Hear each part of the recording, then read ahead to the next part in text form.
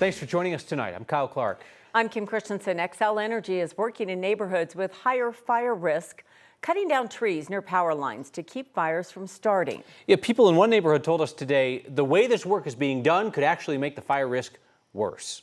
News reporter Spencer Soisher found there are experts who agree. In the Valley Lane neighborhood in unincorporated Boulder County, it's a sanctuary. It is. Carrie Hohen and Elizabeth Wood are tucked away from the rest of the world. It's so peaceful and quiet and dark. It's one way in and one way out.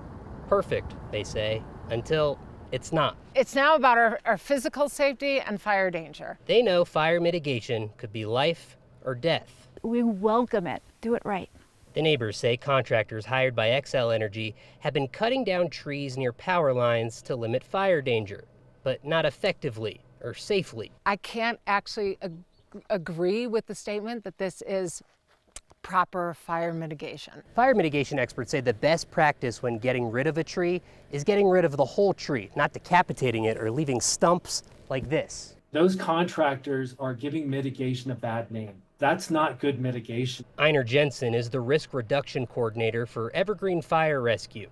He says if the whole tree isn't removed, then only the lower limbs should be. Topping trees like that, where they're leaving 8 to 10 foot trunks behind and a few branches, may not kill the tree immediately, but that tree is in for a world of hurt going forward. Leaving dry timber or dead trees is asking for bigger problems. In a wildfire, it could still produce flame lengths 1.5 times the height of the remaining fuel.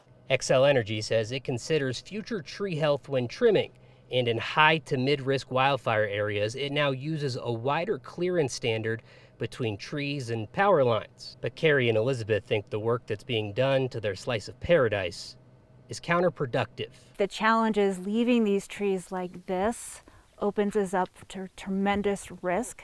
The trees will die. Spencer Soisher, 9 News. A gloomy end to the day here in Denver after a gloomy afternoon. We're going to get through another day with storm chances before we finally start drying out. 9 News Chief Meteorologist Kathy Sabin is here with a quick look at our forecast. Most of us are eyes on the prize for the weekend, but we still got tomorrow. We do. And we're dealing with rain showers tonight. It's raining in Denver. Roads are wet. You'll find that when you wake up tomorrow morning. Additional shower activity overnight, all part of a cold front that's been crossing Colorado. It brought temperatures down into the 60s today, and we're even cooler now in Denver at 53. The tornado watch canceled, severe thunderstorm watch canceled, but there's still a lot to show you on the radar. Storms are tracking from the northwest to the southeast. This is the next round of showers headed for Denver within the hour. A little thunder, a little lightning. The storms that rolled across east central and southeastern Colorado earlier today dropped 1-inch diameter hail. And Storm Prediction Center still thinks this area is at risk for another severe storm or two before all is said and done. We have a round of showers coming in between now and about 1:30 in the morning. And then this is about 5 o'clock in the morning. The showers move through Castle Rock. They're out by 8:30, 9 o'clock in the morning, but there's additional shower activity expected in the afternoon. Temperatures will trend cool tonight in the upper 40s and lower 50s, and your weather headlines include the storm outlook for tomorrow and the much advertised warming and drying trend. I'll have your weekend forecast coming up.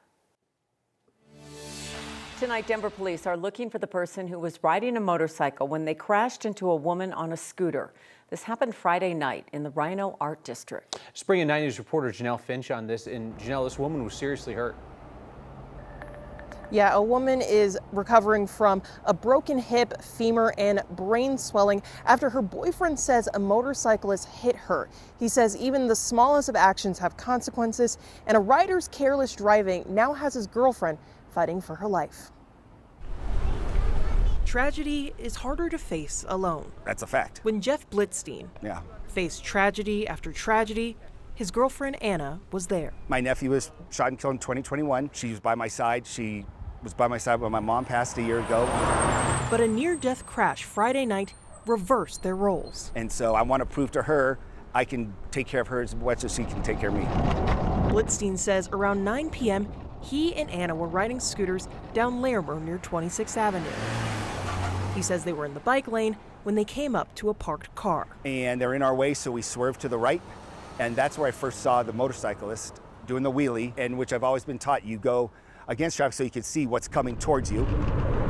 Blitzstein says he got out of the way, but Anna didn't. And then she hit head on with the wheel. Police say the motorcyclist took off, not only leaving the scene, but leaving Blitzstein to face tragedy once again. Day by day, tell everybody good night, I love them, good morning, because literally you have no idea that people will not make it home. He says he's been by Anna's side at Denver Health every day since. Blitzstein says she's been in a coma. It was touch and go at the beginning. She had some, pressure in her brain. We found out she had a broken hip, other various injuries. The couple's future was uncertain Friday, but 5 days later, he got a sign their story wouldn't end here. She opened her eyes for the first time today. A small show of strength. Absolutely. But big enough to hold onto his partner for better and for worse. So it's pins and needles, but yet there's a ton of hope.